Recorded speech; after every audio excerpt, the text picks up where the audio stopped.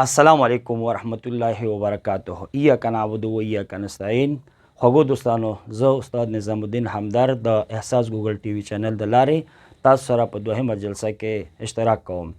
دوستانو، لکه څنګه چې ما تاسو سره په لومړي جلسه کې وعده کړې وه چې موږ به د انګلیسي په قوانینو باندې نور هم تشریح کوو. په قوانینو کې موږ داسې ذکر کړي وو چې ډونټ لرن انګلیش وذ د ګرامر، learn English without grammar. یعنی انګلیسي بغیر د ګرامر نه یاد کوي. ډونټ لرن سپیلنګ بغیر د توري په توري نه یاد کوي. او داسې ویلي چې ډونټ لرن ډیفینیشن تعریف مه یادوئ. ډونټ سټډي الاټ زید درس مه وایئ. او ویلي مو چې ډونټ لرن سټرکچر مه یادوئ. نو اوس دوستانو راځو همدغې اصولو لپاره په دویمه جلسه کې موږ به د ډونټ لرن سپیلنګ په دې موضوع باندې اوس نه خبرې کوو. خو مخکې دې نه چې ډونټ لرن سپیلنګ په دې باندې خبرې وکړو، موږ راځو د انګلیسي ژبې په باره کې یو څه ناڅه ډېر لنډ معلومات ورکړو، ولې چې دا سیمپ موږ سره اوس وخت کې ابتدایي دی. کله چې زموږ سیمپ های لیول ته، های سټیج ته، په لوړې مرتبې ته ورسېږي، بیا به انشاءالله موږ د لټریچر له لحاظه په انګلیش باندې ډېرې خبرې کوو. اوس راځو دوستانو، انګلیسي یا انګریزي یا انګلیسي دا څه قسم ژبه ده؟ وایي چې انګلیش is taken from a Latin or we can say basic word. دا د ابتدایي لغتون اخیستل شوی وه چې په هغه وخت کې دې ژبې ته انګلو سیکن ویل کېدو. انګلو سیکن په انګلینډ کې یوه قبیله وه، قبیلوي ژبه وه چې بیا وروسته د قبیلوي ژبې نه چې دې خلکو کار وکړو، دا ژبه بین المللي یا انټرنیشنل ورلډ وایډ لانګویج ته تبدیله شوه.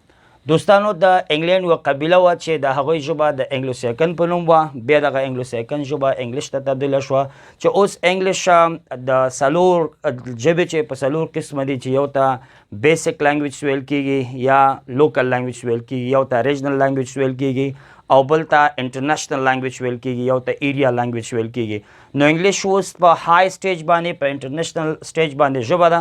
دا چې انګلیش ته یا انګلیسي ته موږ ډېر ضرورت لرو د ژوند په هر قدم کې، که هغه زمونږ پولیټیشن سیاست برخه وي، که هغه زمونږ میډیکل طبي برخه وي، که هغه زمونږ ټیکنیکل ټیکنالوجي برخه وي، او دا زمونږ ملیټري نظامي برخه وي، او که دا زمونږ د ژوند هره چاره وي. ولې چې ژبه د ابهام او تفهیم یوه وسیله ده. چې اوس راځو ګرانو، وایو چې په اوس وخت کې د انګلیسي دوه قسمه ایسنټس یا لهجې مروجې دي، او دوه قسمه ژبو باندې ډېرې خبرې کوي، چې هغه یو برټش دی، یو امریکن، چې په راتلونکي درسونو کې موږ په دې باندې خبرې کوو چې څه تفاوت د پروننسیشن له لحاظه، د ګرامر له لحاظه باندې، او په آینده درسونو کې خبرې کوو. اوس وایو دوستانو چې د انګلیش الفابیټ څه شی دي. اول خو موږ په الفابیټ باندې خبرې کوو چې الفابیټ په معنا د الفبا، تور یا حروف تهجی. نو وایو دوستانو چې دغه الفابیټ د آی پی ای سازمان د طرفه انتخاب شوي دي، چې د انګلیش الفابیټ موږ وایو چې دا یو پاکیج دی، یو بسته ده، یوه کڅوړه ده. دا د یوې ژبې اساس تشکیلوي، چې هم د دې الفابیټ په واسطه سره موږ کولی چې ژبه ولیکو. که موږ چېرته پښتو یا اردو بلې لانګویج ته لاړ شو، نو مثلا پښتو کې موږ وایو چې ژ ب ه ژبه ګوره په حروفو ولیکل شو. که لانګویج راځو ال ا ان جي یو ای جي ګوره چې دا په دغه حروفو باندې لیکل کېږي. نو دوستان، دې لپاره چې موږ په الفابیټ باندې ډېرې خبرې وکړو، انشاءالله په راتلونکي درسونو کې به دې هم خبرې کوو. اوس راځو دوستانو، وایو چې د انګلیسي ژبې حروف شپږ انتخاب شوي د آی پی ای سازمان له لحاظه، چې آی پی ای په معنا انټرنیشنل فونیټیک اسوسییشن، دا یوه اتحادیه ده.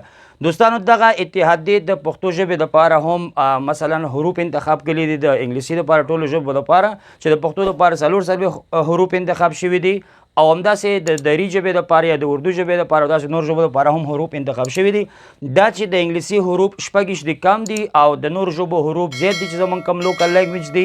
نو دې دپاره بعضې وخت موږ د مشکلاتو سره مخامخ کیږو، چې هغه حرف چې نه پیدا کیږي، هغې دپاره څه وکړو، دې دپاره موږ به حروف سره کمپاونډز کوو، یعنې ترکیبوو، او هغه ترکیبي حروف به هم موږ یادوو، چې په دې باندې به انشاءالله په درسونو کې خبرې کوو. اوس دوستانو، وایو چې د غږ له لحاظه د انګلیسي یا د انګریزي حروف په 3 قسمه ویشل شوي دي، چې یو ته ویل کېږي واولز لیټرز، چې دغه واولز لیټرز 15 دانې دي، چې عبارت دي د ای ای آی او یو. نو دوستانو، په دې باندې به انشاءالله په یو حرف باندې خبرې کوو، چې دې ته ولې واولز لیټر ویل کېږي، په کوم دلیل ته واولز لیټر ویل کېږي، او دا کوم دي، او په کوم ځای کې تلفظ کېږي، کوم ځای کې نه تلفظ کېږي. په همدې شکل دوستانو ویو چې سیمي واول لیټرز هم په انګلیسي لانګویج کې، په انګلیسي ژبه کې په 2 قسمه دي، چې هغه ډبلیو وای دي. په دې باندې هم داسې خبرې کوو چې دا په کوم وخت کې څنګه تلفظ کېږي، څنګه نه تلفظ کېږي. بیا یو دوستانو، کانسوننټ لیټرز، حروف بېغږه حروف یا حروف بې صدا چې ته په دري لانګویج کې ویل کېږي. دوستانو، دلته ویو چې کانسوننټ لیټرز بېغږه حروف دغه 19 دی په انګلیسي ژبه کې. نو په دې باندې ان شاء الله هم په تفصیل سره موږ تاسو خبرې کوو.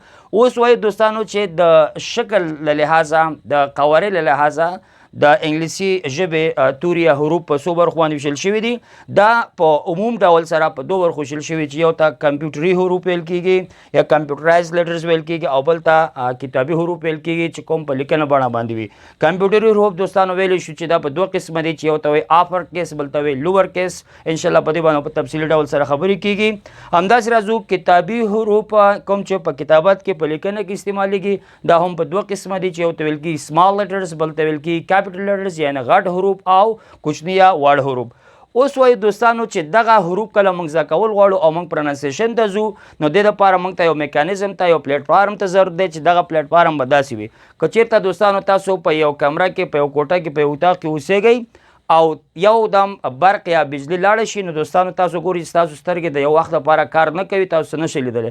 خو کله چې ستاسو هغه اتاق کمره کوټه کې یو څه ناڅه وخت وشي نو په استا استا په قلار قلار ستاسو سترګو به دید پیدا کولی شو. همداسې د انسان ذهن هم په توره شپه کې وي. کله چې انسان د رڼایي طرف ته ځي نو دا ډېر په قلار قلار سره داسې ګورئ سټپ بای سټپ دا انکشاف کوي دا ترقي کوي دا مختګ کوي. نو دې دپاره دوستانو موږ تاسو هم د ذهن په مطابق باندې باید درس یاد کړو چې زموږ ذهن څنګه کولی چې یو څه کشف کړي زموږ ستاسو ذهن څه کولی چې څه ثبت کړي. دې دپاره دوستانو راځو موږ دغه سلسله چې کوم په انګلیش لینګویج کې ده هغه تشریح کوو. اول موږ راځو باید حروف زده کړو. مثلا دلته موږ د اس حرف زده کړو. همداسې راځو کمپاوند لیټرز موږ زده کوو ترکیبي حروف زده کوو. مثلا موږ یو چې اچ او ایم سره یو ځای کړو نو دې نه ترکیبي حروف جوړ شو. همداسې که چېرته موږ دې سره بل حرف یو ځای کړو نو دې نه به څه جوړ شي اس اچ ای مثلا دا شي څه شو دا یو کلمه شوله دا یو ورډ شو. په همدې طریقه سره که چېرته موږ د ورډ سره ورډ اضافه کړو یعنې لغت سره لغت اضافه کړو نو دې نه به یو فریز شکل جوړ شي. او که چېرته موږ د فریز سره یو څه ناڅه نور څه اضافه کړو دا به یو سنټنس په شکل باندې تبدیل شي. په همدې طریقې سره به پاراګراف ته تبدیل شي پیج ته به تبدیل شي یونټ ته به تبدیل شي بوک ته به تبدیل شي. او په دې سلسله باید موږ کولی شو چې موږ د انګلیش نیوز پیپر د انګلیش اخبار که هر څه وي هغه موږ برابر کړو موږ کولی شو هغه ریډ کړو. نو دې د وجې نه به موږ تاسو وروسته دې نه چې کله تلفظ برخه مخکې وړله موږ بعد د ریډینګ سیکشن ته ریډینګ برخه ته آماده شو. په همدې طریقه سره بیا موږ ځو په نورو برخو باندې به هم کار کوو. دوستانو ستاسو نه هیله کېږي چې زموږ سره په راتلونکو جلسو کې هم اشتراک وکړئ تر څو چې تاسو په علمي توګه سره په علمي طریقه سره زموږ سره مخکې تګ وکړو. نو دوستانو که نننۍ ویډیو تاسو ته ګټوره ثابت شوې وي او علمي معلومات مو ترې حاصل کړی وي نو همدا اوس زموږ ویډیو در سره لایک کړئ چې تر څو نور دوستانو ته هم ور ورسیږي.